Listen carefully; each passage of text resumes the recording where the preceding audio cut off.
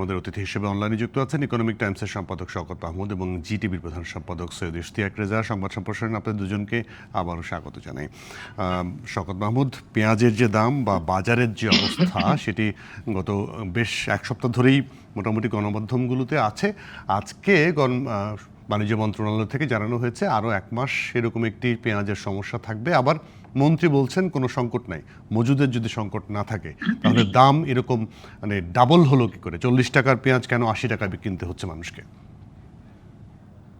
দেখুন, বাণিজ্য মন্ত্রণালয়ের ব্যাপারে আমাদের সাধারণ নাগরিকরা সম্প্রতি বেশ উদ্বেগ প্রকাশ করেছে এবং তাদের অভিযোগের তীর বাণিজ্য মন্ত্রণালয়ের দিকে আছে। যেমন ই কমার্স নিয়ে বাণিজ্য মন্ত্রণালয় যে কাজ করেছে, তাদের অনুমোদন দিয়েছে, কিন্তু অর্থ মন্ত্রণালয়ের আহ্বান সত্ত্বেও তারা কিন্তু সেই গ্রাহকদের কোনো দায় দায়িত্ব নিতে চায় না। অথচ যাদেরকে অনুমোদন দেওয়া হয়েছে এগুলো অধিকাংশ ক্ষেত্রে হচ্ছে অসৎ, ফটকাবাজ এবং তাদেরকে বাণিজ্য মন্ত্রণালয় অনুমতি দিয়ে দিচ্ছে। সেকেন্ডলি, নিত্যপণ্য কয়েকটির যে দাম ঊর্ধ্বগতি, এটি আজকে কালকের বিষয় না, বেশ কয়েকদিন ধরে হচ্ছে। তা আমাদের কথা হচ্ছে যে বাণিজ্য মন্ত্রণালয় এতদিন চোখ বন্ধ করে ছিলেন কেন এবং কাদেরকে মুনাফা করতে দিয়েছে? এক্ষেত্রে বাণিজ্য মন্ত্রণালয়ের কার্যাবলী মনিটরিং কি করে, তারা কেন পদক্ষেপ নেয় না?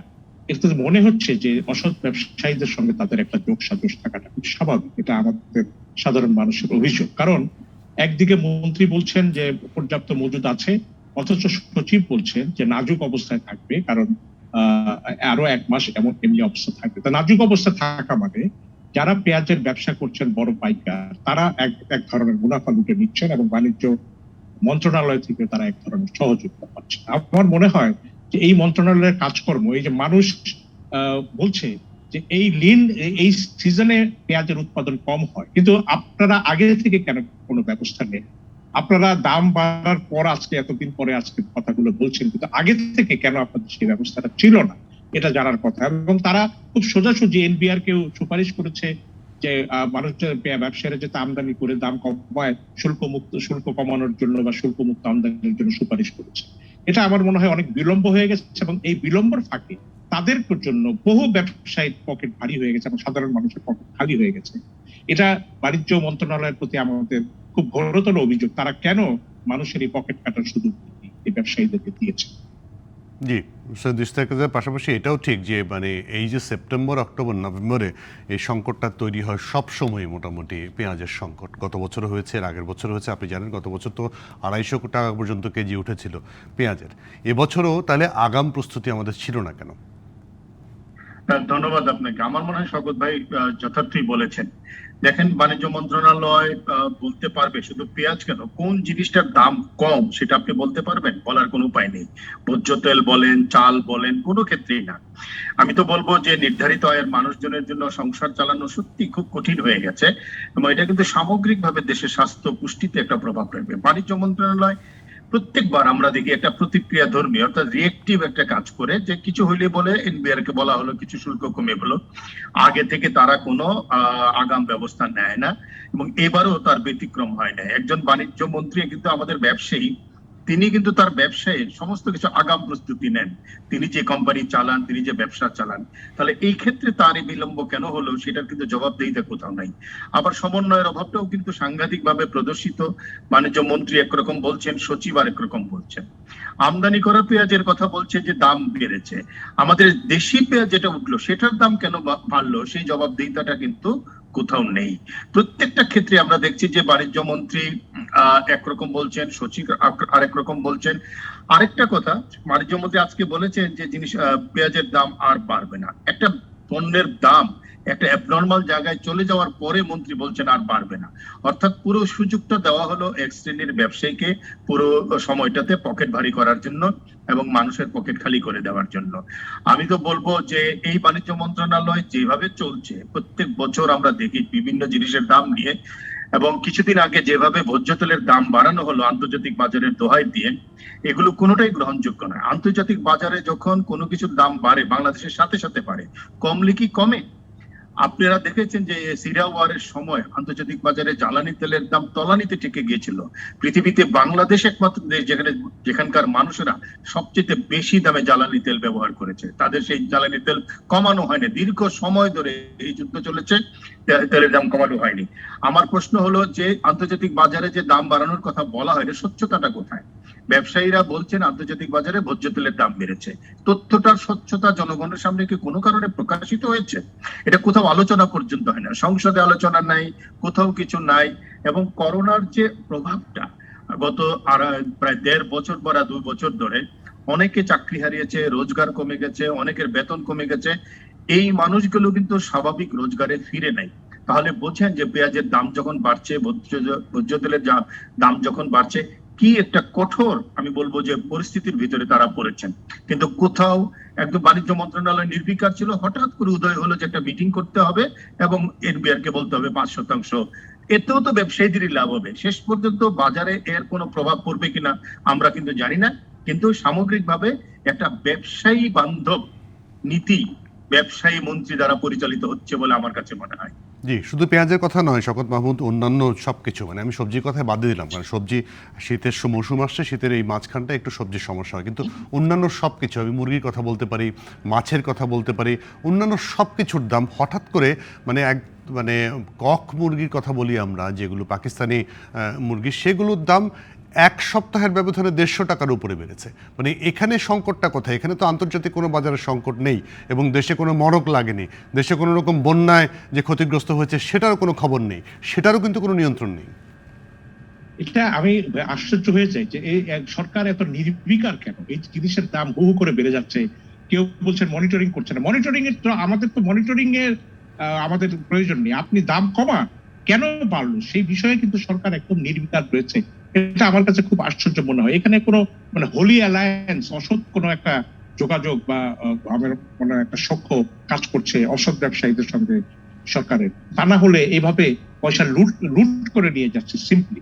এবং আমি এটাও শুনেছি, এটা হয়তো আমি পণ্যের নাম বলতে পারবো না, এমন পণ্যের শুল্ক কমানোর জন্য বলা হয় যেটার বাংলাদেশে পর্যাপ্ত মজুদ আছে, কিন্তু বলা হয় এই জন্য যে আমাদের পাশের এক দেশে সেই পণ্যের ঘাটতি আছে, সেই সব দেশে স্মাগলিং হয়ে যাওয়ার জন্য আমাদের দেশে শুল্ক কমানো হয়। অর্থাৎ ওই দেশের জন্য বাংলাদেশ হচ্ছে একটা ইম্পোর্ট সাবস্টিটিউট কান্ট্রি হিসাবে কাজ করে।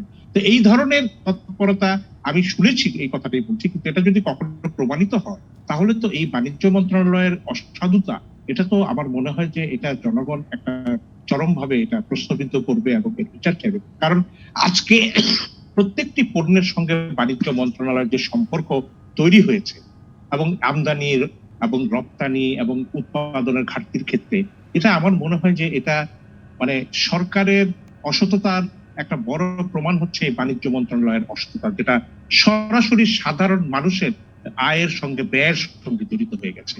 অতএব আমি মনে করি যে সব জিনিসের দাম বাড়ার পেছনে নিশ্চয়ই কোনো না কোনো একটা অসাধু কারণ আছে এবং অসৎ কারণ আছে, এটা আমার বিশ্বাস। ইস্তেকাজা শুধু অসৎ কারণ না, আপনি যেটা বললেন যে যেহেতু বাণিজ্যমন্ত্রী নিজেই ব্যবসায়ী, শুধু তাই নয়, সংসদে একটা মানে হিসাব আছে যে 66% সংসদ সদস্য ব্যবসায়ী, এবং তাদের স্বার্থ রক্ষাই বড় হয়ে যাচ্ছে কি এসব জিনিসপত্রের দাম নিয়ে যা দেখা যাচ্ছে। দেখেন, ব্যবসায়ীদের স্বার্থ রক্ষা করবে, তারা যেই পজিশনেই থাকুক না কেন, সেটা তো স্বাভাবিক ব্যাপার, সেটা রক্ষিত হচ্ছে। কিন্তু তারা যেহেতু একটা অঙ্গীকার করে ক্ষমতায় এসেছেন, তারা বিভিন্ন পদে বসেছেন, কেউ মন্ত্রী হয়েছেন, কেউ এমপি হয়েছেন, তারা কি জনগণের দিকটা একটুও দেখবেন না? বিশেষ করে এই পরিস্থিতিটা, করোনার সময় বাংলাদেশে যে পরিস্থিতির ভিতর দিয়ে গিয়েছে এবং মানুষের যে একটা বলতে গেলে নিঃস্ব হয়ে গেছে এবং নতুন করে দারিদ্র বেড়েছে, যারা টিকে আছে তাদের পর্যন্ত রোজগার কমে গেছে, সবকিছু মিলিয়ে এই পরিস্থিতিতে জিনিসপত্রের দাম যদি এরকম নাগালের বাইরে যেতে থাকে, তাহলে এটা কত বড় একটা জনদুর্ভোগ সৃষ্টি করে তারা হয়তো এটা ভাবতেও পারছে না। সবচেয়ে বড় কথা, এই বিষয়টা নিয়ে কোথাও কোনো আলোচনাই নেই। ডিবিসি কে ধন্যবাদ যে তারা বিষয়টাকে তুলে আনছে এবং একটা আলোচনার পরিপ্রেক্ষিতে তারা একটা রিপোর্ট করেছে, কিন্তু গণমাধ্যম ছাড়া অন্য যে সামাজিক প্রতিষ্ঠানগুলো আছে, রাষ্ট্রীয় প্রতিষ্ঠানগুলো আছে, রাজনৈতিক প্রতিষ্ঠানগুলো আছে, আমরা সেখানে এই ধরনের কোনো আলোচনাই দেখছি না।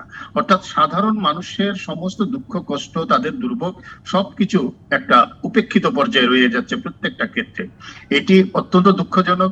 তারা ভালো থাকবেন, এবং দামের যে ছেকাটা জনগণ খাচ্ছে, আগুনের মতন ছেকা দিচ্ছে, এটা তাদেরকে না লাগুক, কিন্তু মানুষকে তো সামান্য একটু স্বস্তি দেওয়ার প্রচেষ্টা তারা নেবেন, আমরা সেটা দেখতে পাচ্ছি না।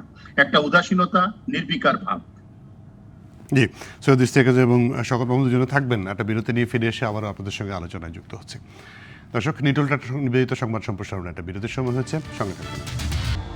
বিরতির পর আবারও স্বাগত। নিটোল টাটা নিবেদিত সংবাদ সম্প্রসারণের সাথে আছেন ইকোনমিক টাইমসের সম্পাদক শওকত মাহমুদ এবং জিটিভির প্রধান সম্পাদক সৈয়দ ইশতিয়াক রেজা। শওকত মাহমুদ, আজকে একটি জনসভা বলবো বা সভা সম্মেলনের মধ্যে ওবায়দুল কাদের সাহেব বলেছেন যে ঘরে ঘরে গিয়ে আওয়ামী লীগ সরকার বা শেখ হাসিনা সরকারের আস্থা অনাস্থার বিষয়টি সম্পর্কে জানতে দলীয় নেতাকর্মীদের নির্দেশ দিয়েছেন। এটি বিগত একটি বৈঠকেই মাননীয় প্রধানমন্ত্রী নির্দেশ দিয়েছেন বলে আমরা জানতে পেরেছি। তাতে আওয়ামী লীগের পক্ষ থেকে নেতাকর্মীরা যে বাড়ি বাড়ি যাবেন, সঠিক তথ্যটি পাওয়া যাবে বলে কি আপনি মনে করেন? দেখুন, গত এক দশক ধরে আমরা দেখেছি যে বিভিন্ন পত্রপত্রিকা এসছে যে আওয়ামী লীগের রাজনীতিটা মূলত গোয়েন্দা সংস্থাগুলোর জরিপের উপরই নির্ভর করেছে। গোয়েন্দা সংস্থাগুলোর মাধ্যমে তারা জনমত যাচাই এবং বিভিন্ন নির্বাচনে প্রার্থীর অবস্থা সম্পর্কে জানে। তো আজকে যে সিদ্ধান্তটার কথা তিনি জানালেন, আমার মনে হয় যে গোয়েন্দা সংস্থার রিপোর্টে বোধহয় একটা কিছু এমন আছে এই জন্য আওয়ামী লীগ এখন ঘরে ঘরে গিয়ে জরিপের একটা সিদ্ধান্ত দিয়েছে। তবে আমি মনে করি যে আওয়ামী দুঃশাসন এবং গ্রামে গ্রামে আওয়ামী দুর্বৃত্তদের অত্যাচারের কারণে অবস্থা এমন দাঁড়িয়েছে, যদি আওয়ামী লীগের লোকজন ঘরে ঘরে গিয়ে সরকারের জনপ্রিয়তা সম্পর্কে জানতে চায়, তাহলে দুটো পরিস্থিতি তৈরি হতে পারে। এক হচ্ছে, আওয়ামী লীগের লোকজন আসতে দেখলে অনেকেই ঘর থেকে দৌড়ে পালিয়ে যেতে পারে, কারণ তারা ভয় পেয়ে যাবে যে কেন আবার আমার ঘরে আওয়ামী লীগের লোকজন আসছে। দ্বিতীয়ত, বাংলাদেশে মত প্রকাশের ক্ষেত্রে যে অবস্থা বিরাজ করছে, ফেসবুকে সরকার সম্পর্কে স্ট্যাটাস দিলে যেখানে গ্রেপ্তার হয়ে যাচ্ছে, সেখানে আওয়ামী লীগ গিয়ে একটা আওয়ামী লীগের লোকজনকে জিজ্ঞেস করবে যে আপনি বলুন তো আমাদের সরকারটা কেমন চলছে, ভালো না খারাপ। সেখানে কার এমন সাহস হবে যে বলবে যে সরকারটা খারাপ চলছে, ভালো চলছে না, জিনিসপত্রের দাম এত বেশি, আমরা চলতে পারছি না। এটা আওয়ামী লীগের নেতা কর্মীদের সামনে দাঁড়িয়ে সাধারণ মানুষ বলবে? আমার তো মনে হয় বাংলাদেশে এই অবস্থাটা এখন নাই, কারণ মত প্রকাশ করা স্বাধীনভাবে এটা খুবই ডিফিকাল্ট। অতএব আমি মনে করি যে এই যদি অবস্থা হয় যে ঘরে ঘরে গিয়ে মত জানতে চায়, তাহলে এটা হিতে বিপরীত হবে বা মানুষ সত্য কথা বলতে পারবে না। দ্বিতীয়ত, যদি আপনি সরকারের জনপ্রিয়তা যাচাই করতে চান, তাহলে সামনে একটা ইউপি নির্বাচন আছে। একটা নির্বাচনকে আপনি যদি সুষ্ঠুভাবে অনুষ্ঠিত হতে দেন, সাধারণ মানুষকে ভোট দেওয়ার অধিকারটা দেন, যেটা আমি মনে করি ভোটের অধিকারটাও একটা মত প্রকাশের অধিকার, কারণ ভোটের মাধ্যমে একটা ভোটার মত প্রকাশ করবে কোন প্রার্থীর পক্ষে, কোন মার্কার প্রতি, কোন ম্যানিফেস্টোর প্রতি যে তার মতটা দিচ্ছে, সেই সুযোগটা দিলেই তো আপনারা জেনে যেতে পারবেন। কারণ বাংলাদেশে গত এক দশকের যে সমস্যাটা হয়েছে সেটা হচ্ছে আপনার ভোট দেওয়ার সুযোগটাই দিচ্ছেন না, এই ভয়ে যে মানুষ উল্টো ভোট দিয়ে দিতে পারে। সেখানে ওবায়দুল কাদের সাহেবের এই সিদ্ধান্ত বা আওয়ামী লীগের যদি সিদ্ধান্ত হয় যে আওয়ামী লীগের লোকেরা ঘরে ঘরে যে মতামত সংগ্রহ করবে, আমি মনে করি যে এটা একটা ভয়াবহ পরিস্থিতির উদ্ভব হতে পারে। জি, সৌদির পাশাপাশি যেটি শওকত মাহমুদ বললেন তার কথা সূত্র ধরে যদি বলি যে দুঃশাসন, আওয়ামী দুঃশাসন যদি এমন পর্যায়ে চলে যায়, তাহলে তো জনগণেরই রুখে দাঁড়ানোর কথা, আন্দোলনে নামার কথা। কোনো আন্দোলন কিন্তু এখন পর্যন্ত আমরা দেখি না। বিষয়টা কিভাবে আপনি ব্যাখ্যা করবেন? আজকে সমাবেশ থেকে যে কথাগুলো বলা হয়েছে এটা কিন্তু একটু ইতিবাচক, যে অন্তত দলের সাধারণ সম্পাদক কিংবা অন্য সাংগঠনিক সম্পাদক বা কেন্দ্রীয় নেতাদের ভিতরে এই যে এই ফিলিংটা এসছে যে ঘরে ঘরে যেতে হবে, মানুষের সাথে কথা বলতে হবে, মানুষের মনোভাবটা জানতে হবে, এটা খুবই ইতিবাচক একটা আমি মনে করি। কিন্তু একই সাথে খুবই উদ্বেগজনক দিক হলো যে এখানে যে আজকে যাদের কথা আপনারা প্রচার করেছেন তার মধ্যে অন্যতম হলেন মির্জা আজম। তিনি কিছুদিন আগে তার একটা বক্তব্য ভাইরাল হয়েছে, সেখানে তিনি বলেছেন যে প্রতিটা কমিটিতে মনোনয়ন বাণিজ্য হচ্ছে, কমিটি বাণিজ্য হচ্ছে এবং দলে কোনো শৃঙ্খলা নাই, এই ধরনের কথাবার্তা কিন্তু তিনি বলেছেন। তাহলে এই জায়গা থেকে যদি দেখা যায়, আমরাও দেখি কিন্তু যে তৃণমূলের কথা আজকে বলা হলো, আওয়ামী লীগের কথা যেটা বলি প্রান্তিক পর্যায়ে, তৃণমূল পর্যায়ে প্রতিটা জায়গায় আওয়ামী লীগের এখন গ্রুপিং, লবিং, দ্বন্দ্ব, সংঘাত, বিবাদ এগুলো একটা প্রচন্ড রূপ ধারণ করেছে। এবং খোদ সাধারণ সম্পাদক যিনি দলের ওবায়দুল কাদের, তার নিজের এলাকায় আমরা দেখি তার ভাই এবং অন্যান্যদের মধ্যে একটা বড় ধরনের সংঘাত সংঘর্ষ অনেকদিন ধরে চলছে, কথার যুদ্ধ তো চলছে। সবকিছু মিলিয়ে এই দলের ভিতরে যে একটা সাংগঠনিক দুর্বলতা তৈরি হয়েছে, বিবাদ তৈরি হয়েছে, গ্রুপিং তৈরি হয়েছে, এটা তো সত্য কথা। এবং এগুলো কিন্তু জনগণের উপরে নানা ধরনের প্রভাব ফেলে। সবচেয়ে বেশি যেটা প্রভাব ফেলে সেটা হলো দলের নেতা কর্মীদের মধ্যে, তাদের মনোবলের ভিতরে প্রভাব ফেলে এবং সাংগঠনিক কাঠামোটা নষ্ট হয়। সেই সব জায়গা থেকে এই ধরনের নির্দেশনা যদি দিয়ে থাকেন তাহলে এটা ইতিবাচক, কিন্তু সেটা করতে গিয়ে এই যে বাড়িতে বাড়িতে খবর নিতে গিয়ে আবার কোন সংঘাতে তারা জড়িয়ে পড়েন, সেটাও কিন্তু একটা বিচার্য বিষয়। ফলে এটা যে ঠিক মতো হবে না সেটা আমরা নিশ্চিত বলতে পারি। আসলে রাজনৈতিক চর্চাটা তো কম হচ্ছে অনেক বেশি। প্রত্যেকটা স্তরে ক্ষমতার চর্চা হচ্ছে। আওয়ামী লীগ বঙ্গবন্ধু কন্যার নেতৃত্বে আজকে টানা তৃতীয় দফায় ক্ষমতায়। ফলে যেটা হচ্ছে প্রত্যেকের ভিতরে একটা ক্ষমতা চর্চার মোহ তৈরি হয়েছে রাজনৈতিক চর্চার চাইতে। দলের ভিতরে রাজনৈতিক চর্চা থাকলে তো এরকম নির্দেশনা দেওয়া লাগে না। দল নিজেই তৃণমূল থেকে উঠে আসার কথা। কেন্দ্র থেকে কেন তৃণমূলকে বলা হবে? উপর থেকে নিচে যাওয়ার কথা না তো, এটা তো বটম আপ হওয়ার কথা, নিচ থেকে উপরের দিকে আসার কথা। কিন্তু এই ডিসিপ্লিনটা তো সেটা যেহেতু হচ্ছে না, সেটা যতক্ষণ না হচ্ছে এগুলো আমরা কথা হিসেবেই ধরে নেব। কিন্তু করতে পারলে সত্যি সত্যি ভালো। যে কথাটা আপনি বললেন যে গণ অভ্যুত্থানের কথা তো সবাই বলে, কিন্তু গণ অভ্যুত্থান করতে গেলে যেটা হয় যে রাজনৈতিক চর্চা লাগে। আমি বিরোধী দলের ভিতরেও সেই রাজনৈতিক চর্চাটা দেখতে পাচ্ছি না। তারাও কিন্তু ওই একটা ঘরের ভিতরে থেকে নানা কথাবার্তা বলছে। কিন্তু মানুষকে যদি সত্যি শুধু উদ্বুদ্ধ করতে হয়, মানুষের কথাটাই বলতে হবে। আমি মনে করি যে যদি পরিস্থিতি সেরকম হয় যেটা আপনি বললেন, তাহলে মানুষই তো জেগে উঠবে সরকারের পক্ষে বিপক্ষে যে কোনো একটা জায়গায়। খুব ভালো করলে সরকারের পক্ষে জেগে উঠবে, খুব খারাপ করলে সরকারের বিপক্ষে জেগে উঠবে। কিন্তু সেই ধরনের রাজনৈতিক চর্চাটা কিন্তু আমরা দেখতে পাচ্ছি না উভয় ক্ষেত্রে। আমি মনে করি যে বাংলাদেশের রাজনৈতিক দলগুলো রাজনৈতিক চর্চার বাইরে অবস্থান করছে। জি, সৈয়দ ইশতিয়াক এবং শওকত মাহমুদ দুজনে থাকবেন। আরও একটা বিরতি নিয়ে ফিরছি আপনাদের কাছে একই আলোচনায়। দর্শক, নিটোল টাটা নির্বিত সংবাদ সম্প্রসারণ নিচ্ছি আরও একটা বিরতি, সঙ্গে থাকুন। বিরতির পর আবার স্বাগত নিটোল টাটা নির্বিত সংবাদ সম্প্রসারণের সাথে আছেন শওকত মাহমুদ এবং সৈয়দ ইশতিয়াক রেজা। শওকত মাহমুদ, আজকে রেলওয়েতে একটি সচেতনতামূলক কর্মসূচি শুরু হয়েছে। আপনি জানেন যে রেলের মধ্যে পাথর ছুঁড়ে মারা, এবং তারা বের করেছেন যে এটি একটা মানসিক বিকারগ্রস্ততা রয়েছে। খেলার ছলে তো অনেকেই করেন, এবং সেটি পার্টিকুলারলি একটা বিশেষ অঞ্চল, বিশেষ করে ঢাকা বিভাগ এবং বিশেষ করে ঢাকা চট্টগ্রাম মহাসড়ক, বিশেষ করে ঢাকা থেকে আখাউড়া পর্যন্ত এই জায়গায় ঘটনাগুলো ঘটে। তারপর সেগুলো ঠেকানো যাচ্ছে না এখন পর্যন্ত। এটা আমি মনে করি যে এই সচেতনতামূলক কর্মসূচিটি খুব ভালো, কারণ এই ট্রেনে এই পাথর ছুঁড়ে মারার ঘটনা অনেকে আহত হন, এবং এটা মনে হয় যে এটা একটা প্রতিকারহীন ব্যবস্থা। মারাও গেছেন, গত কয়েক বছরে অনেক মানুষ মারা গেছেন, অনেক মানুষ মারাও গেছেন। এবং আগে আমরা শুনতাম যে বিশেষ বিশেষ অঞ্চলে, এবং ঢাকা ময়মনসিংহ লাইনের একটা জায়গাতে এরকম হতো বিশেষ করে। কিন্তু এখন এই বিভিন্ন জায়গায় যে হচ্ছে ঢাকা চট্টগ্রাম লাইনে, বিশেষ করে আখাউড়া পর্যন্ত, এবং এগুলোর ক্ষেত্রে যাত্রীদের সচেতনতার কথা বলা হচ্ছে ঠিকই, যাত্রীরা কতখানি সচেতন থাকতে পারবে তারপরেও আমি মনে করি সচেতন থাকা প্রয়োজন। কিন্তু যারা পাথর ছুঁড়ে মারছে তাদেরকে গ্রেপ্তার করে তাদের একটা মানসিক অবস্থা যাচাই করার প্রয়োজন, যে কেন তারা এই কাজগুলো করে এবং এই ইট মারার মধ্যে তারা কি ধরনের আনন্দ খুঁজে পায়। আমার মনে হয় রেলওয়ে পুলিশের পাশাপাশি যেসব জায়গায় এই ঘটনাগুলো বেশি ঘটে সেখানে পুলিশি টহল এবং নজরদারিটা খুব বাড়ানো উচিত, এবং এই ক্ষেত্রে গ্রেপ্তারের খুব তড়িৎ গ্রেপ্তারের ব্যবস্থা করা প্রয়োজন। যেখানে বেশি ঘটে সেখানকার থানার পুলিশদেরকে আমার মনে হয় যে অবহিত করে এবং মাঝে মধ্যে টহলের ব্যবস্থা করলে এটা সম্ভব। আদারওয়াইজ আমাদের তো বাংলাদেশে এখন ট্রেন লাইনের দুপাশে খুব বনের বা এমন ঘন গাছের অরণ্যের অবস্থাটা তো আগের মতো নেই। এটা বিশেষ বিশেষ জায়গায় আছে, কিন্তু যেটা সিলেটে আমি যেতে দেখি, কিন্তু বাকি ক্ষেত্রে তো গাছ টাছ কেটে এমন অবস্থা হয়েছে এটা প্রায় প্রকাশ্য খোলা জায়গায় দিতে হয়, এবং খোলা জায়গা থেকে যে এই যে ইটগুলো ছুঁড়ে মারা হচ্ছে এগুলো কে, এবং স্থানীয় জনগণ তাদেরকে চেনে এবং তাদেরকে ধরেই কিন্তু তাদেরকে বিরুদ্ধে এই ব্যবস্থাটা গ্রহণ করা যায়। আমি মনে করি যে এটা আরো জোরে সোরে এই কর্মসূচি চালু করা প্রয়োজন, কারণ ট্রেন বাংলাদেশের মানুষের একটা সস্তা যাত্রার এবং খুব নির্ভরযোগ্য যাত্রার একটা বাহন। মানে সচেতনতা করলে কতটুকু সচেতন বাড়বে এটা আমার ঠিক জানা নেই, কিন্তু আমার মনে হয় একটা শাস্তির আওতা তো আনা দরকার, কারণ ওই এলাকার মানুষগুলো জানে কারা এই কাজগুলো করে। এবং মোটামুটি যাত্রীরা সচেতন হয়ে কি করবে? তারা জানালার পাশে বসেছে বা তারা কোথাও দাঁড়িয়ে আছে, সেখানে সচেতনতার কি আছে যাত্রীর? যাত্রীদের সচেতনতার কি আছে সেটা আমি ঠিক বুঝে উঠতে পারলাম না আমি নিজেও।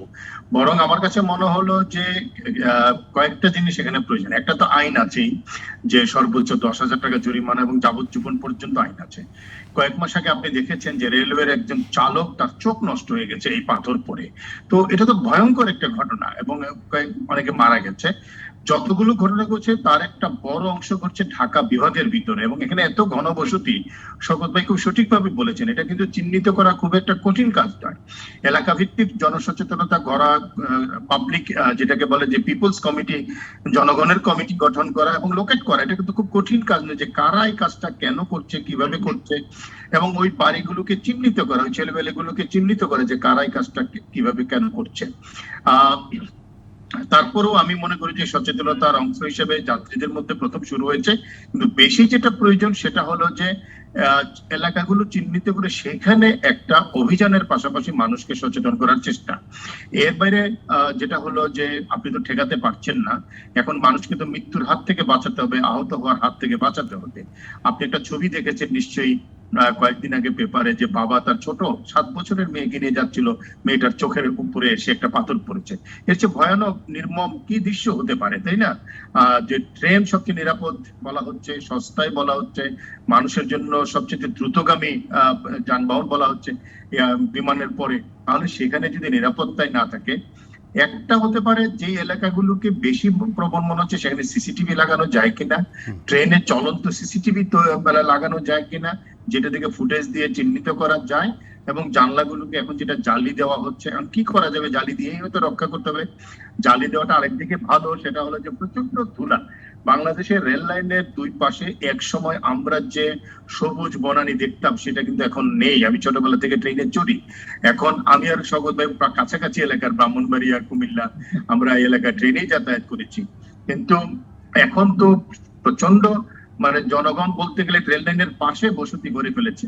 সুতরাং এই যারা ট্রেনে পাথর নিক্ষেপ করে, এটা একটা মানসিক বিকারগ্রস্ত রোগ তো বটেই, একই সাথে এটা কেউ কেউ খেলাচ্ছলেও করে। এটা চিহ্নিত করা খুব কঠিন কাজ হবে বলে আমার কাছে মনে হয় না। উদ্যমটা প্রয়োজন, এবং উদ্যমের সাথে উদ্যোগটা নিলে নিশ্চয়ই এদের দেখা পাওয়া যাবে। পাশাপাশি স্থানীয় প্রশাসন বা স্থানীয় যারা ইউনিয়ন পরিষদের সদস্য আছেন, চেয়ারম্যান, তাদেরকে তো সম্পৃক্ত করা যেতে পারে এইসব জায়গাতে। রাজনৈতিক সামাজিক গোষ্ঠীগুলোকে একটা সামাজিক আন্দোলনের মতো তৈরি করতে হবে, এটা না হলে এটা আসলে বিপদ থেকে রক্ষা করা খুব কঠিন হয়ে যাবে। শওকত মাহমুদ এবং সৈয়দ ইশতিয়াক দুজনকে অনেক ধন্যবাদ, আজকে আমাদেরকে সময় দিয়েছেন। আপনাদের অনেক ধন্যবাদ আজকে আমাদেরকে সময় দেওয়ার জন্য। এবং পাশাপাশি একটা জিনিস সব শেষ জায়গায় এসে একটু সৈয়দ ইশতিয়াক রেজা এবং দুজনের কাছে ছোট ছোট করে মন্তব্য নেব। শওকত মাহমুদ, আপনার কাছে জানি অর্থনীতিতে আজকে নোবেল দেওয়া হলো, এবং এবার একটা নোবেলের পুরস্কারের মধ্যে একটা নতুন জিনিস পাওয়া যায়, সেটা হচ্ছে যে আপনারা জানেন যে সাংবাদিক পুরস্কার পেল এবার, এই প্রথমবারের মতো শান্তিতে অনেক বছর পরে। এবং এবার আজকে যারা 3 জন পেয়েছেন তাদের মূল গবেষণার বিষয় ছিল দারিদ্র্য, এবং তাদের আরও একটি গবেষণার বিষয় ছিল যে বিভিন্ন কর্মক্ষেত্রে কম বেতনে চাকরি করালে সেক্ষেত্রে প্রতিষ্ঠানের জন্য কতটা নেগেটিভ ইম্প্যাক্ট তৈরি করতে পারে এই কর্মচারীদের মাধ্যমে, সেটি একটি ভালো দিক। আমি শুরুতে যাব শওকত মাহমুদ আপনার কাছে।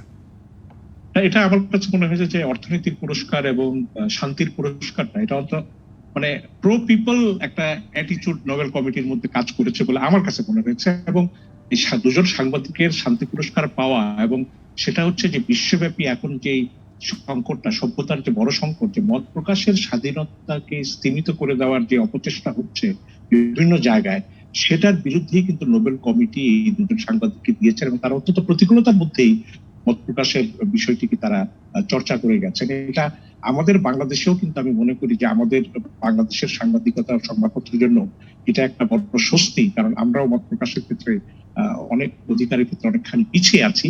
তো এই সব পুরস্কার আমাদেরকে অনুপ্রাণিত করে, এবং আমরা মনে করি যে নোবেল কমিটির এই পুরস্কারটা আমাদের ভিতরের যে ঐকান্তিক উপলব্ধি, তারই প্রতিফলন, যে আমরা যেন এই পুরস্কারের যথাসংখ্য মর্যাদা দেওয়ার জন্য আমরা আপন আপন ক্ষেত্রে সেই বিষয়গুলোর ক্ষেত্রে আজকে তারা শান্তি পুরস্কার দিয়েছে, মত প্রকাশের স্বাধীনতার ক্ষেত্রে এবং দারিদ্র নিরসনের ক্ষেত্রে।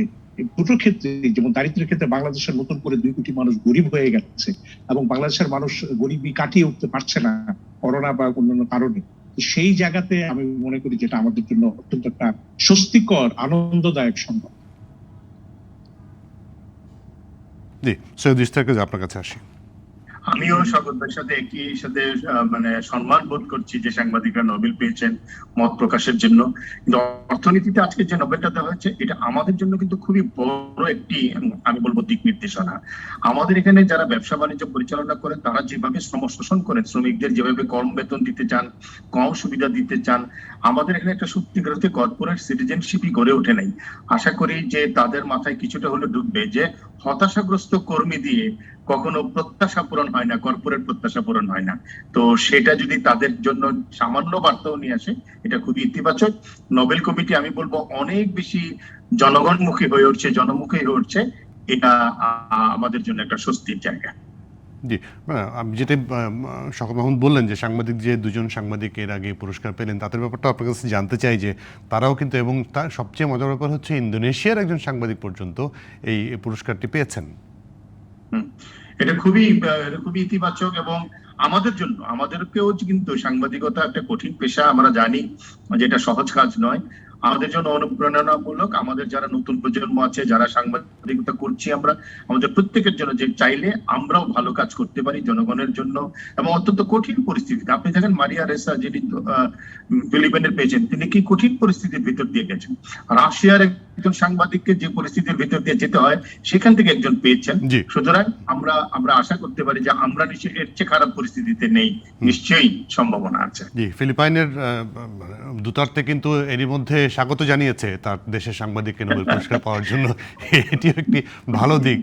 এবং রাশিয়ার কোনো প্রতিক্রিয়া, মানে সরকারি কোনো প্রতিক্রিয়া এখন পর্যন্ত আমরা পাইনি, যদিও জানি না তারা এখন পর্যন্ত পাওয়া যাবে না, এটা পাওয়ার সম্ভাবনা কম, সম্ভাবনা নেই।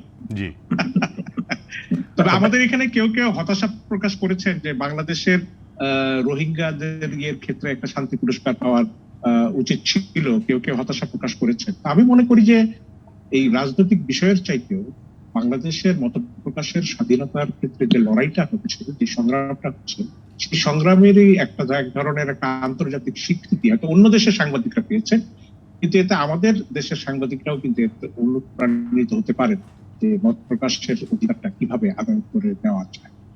জি, শওকত মাহমুদ এবং ইশতিয়াক রেজা, আপনাদের দুজনকে অনেক ধন্যবাদ আজকে আমাদেরকে সময় দিয়েছেন। দর্শক, এই ছিল নিটল টাটার বিরুদ্ধে আজকের সংবাদ সম্প্রসারণে। ডিবিসির সঙ্গে থাকুন।